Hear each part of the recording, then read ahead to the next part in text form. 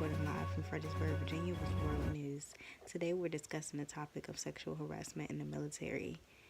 This happens more than we would like to hear. The problem is not only that it's happening, but why does it keep reoccurring? Start with the principle that sexual assault is an outrage. It is a crime. That's true for society at large, and if it's happening inside our military, then whoever carries it out is betraying the uniform that they're wearing. And they may consider themselves patriots, but when you engage in this kind of behavior, that's not patriotic. It's a crime. And we have to do everything we can to root this out. Of course, like any other organization, there are rules and regulations in place for incidents like these, but the real question is, are they being enforced? In 2017, the Department of Defense reported that sexual assault had increased by 10% across all military services. The Department of Defense received 6,769 reports of sexual assault involving service members as either victims or subjects.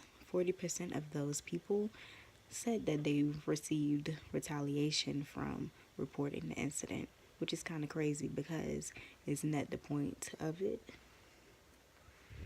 The military asks you to report an incident as soon as it happens, but the process of investigation takes a certain amount of time before action is actually happening for you.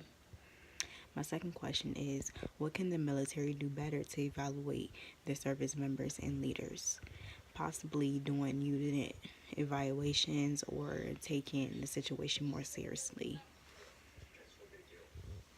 For the past 5 years, Senator Kirsten Gillibrand has been pushing a bill to fix the way the military handles serious crimes, including sexual assault. The bill will remove commanders' authorities to process sexual assault cases and move them over to private military. I wrote the bill when I heard stories from survivors. When you hear a man or woman who's been brutally raped and then disbelieved when they report the crime and then retaliated against for reporting the crime, it's unacceptable and it's outrageous. This will eliminate any misconduct of the whole situation or someone using their power.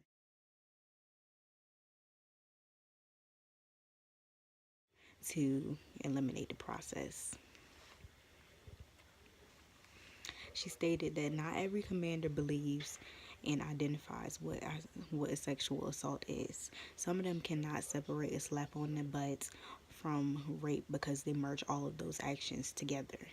The bill has been paused because commanders believe that it will undermine their authority. I chose to speak on this topic because I feel as though our service members already go through enough. Things such as leaving their families to go off to war to fight for our freedom. Also PTSD, and then dealing with their own personal issues such as moral injuries, and so on. Sexual assault should not be something else added to their plate. They already make so many sacrifices by being in the position that they are in, and we owe them so much to at least enforce better regulations behind the situation. It's the most difficult thing to translate, but poetry lets me do that. Very shortly after I was raped, I was separated with an other than honorable discharge. You know, I didn't come home to this big, welcome home, Marine. It was, you're no longer a Marine. I lost all my veteran benefits. I was not eligible to go to the VA and receive mental health care. I had such severe PTSD.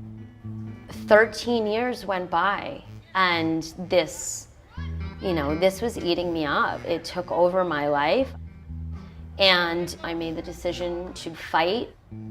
I believe wholeheartedly that in my situation, if the process of reporting the rape had been handled completely outside of the chain of command, it would have allowed me to see my rapist convicted and sentenced to justice.